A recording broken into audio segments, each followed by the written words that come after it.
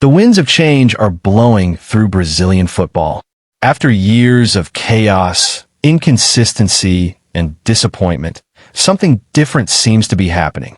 2 matches into Carlo Ancelotti's reign as Brazil's head coach, fans are already asking, has a new chapter in the history of the Seleção finally begun? Is this the beginning of a brighter, stronger Brazil? In today's video, we'll dive deep into the analysis, review the tactics, and uncover what Ancelotti's Brazil is starting to look like. Stay tuned until the very end, because the story of this transformation is far more interesting than the scorelines might suggest. For years, Brazil has struggled to find stability. After the heartbreak of Copa America, a disappointing World Cup, and the revolving door of coaches that followed, Brazilian fans were desperate for change. Enter Carlo Ancelotti, the calm, experienced, and world-class Italian manager who has won everything there is to win at club level. His arrival was meant to bring order, discipline, and fresh belief. But what did his first 2 matches really show us? Let's break it all down. Ancelotti's first test came against Ecuador in the World Cup qualifiers. On paper, it was already a nightmare debut. Playing away in Guayaquil, in front of a passionate crowd, and against one of the toughest defensive sides in South America. This was never going to be easy.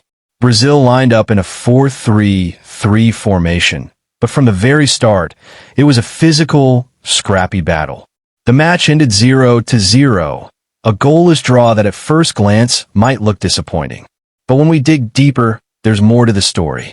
The match didn't give us fireworks, it didn't give us flair, and it certainly didn't show the beautiful game Brazil is famous for. But it did reveal something far more important: team unity and defensive focus. For the first time in a while, Brazil looked disciplined at the back. They fought as a collective. While fans might have hoped for goals and attacking magic, Ancelotti's debut showed us that his first priority was to rebuild Brazil's foundations, starting with organization and resilience. The second match told a different story. This time Brazil played at home, in front of their own fans, against Paraguay.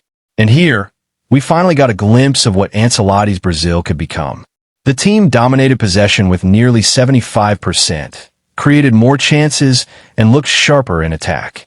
Unlike the Ecuador game, this match carried flashes of control, creativity, and confidence. The big moment came for Vinícius Júnior, who scored the only goal of the game. His strike not only secured a 1-0 victory, but also officially confirmed Brazil's qualification for the next World Cup. It was a symbolic moment. The new generation, led by Vini Jr., delivering under Ancelotti's leadership. After the match, Vini said, "This win was very important. Playing at home, we wanted to give something to our fans. Now, it's about improving more under the coach's guidance." His words captured the spirit of the team. Progress is underway, but this is just the beginning. One key factor in this improvement was the return of Casemiro. After 2 years away from the national team, the veteran midfielder was back in the starting lineup, and his presence immediately brought balance to Brazil's midfield. Alongside him, familiar faces like Alisson, Marquinhos, Vinícius Júnior, and Richarlison provided a sense of stability and trust. Many of these players are ones Ancelotti has either coached in Europe or faced from the opposite dugout, and their familiarity clearly helped the Italian settle into his role. Tactically, Ancelotti showed small but smart adjustments.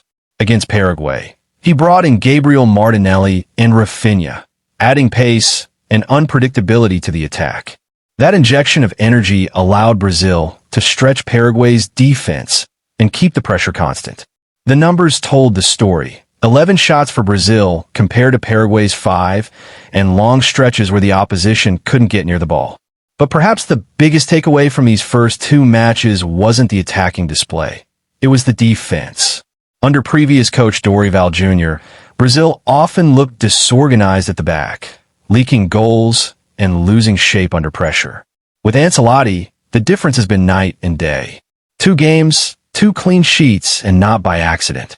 The partnership of Marquinhos and Alexander Ribeiro at the back, Casemiro shielding in midfield, and the entire team's defensive discipline combined to give Brazil a solidity they have been missing for years. It's this foundation that has fans believing again.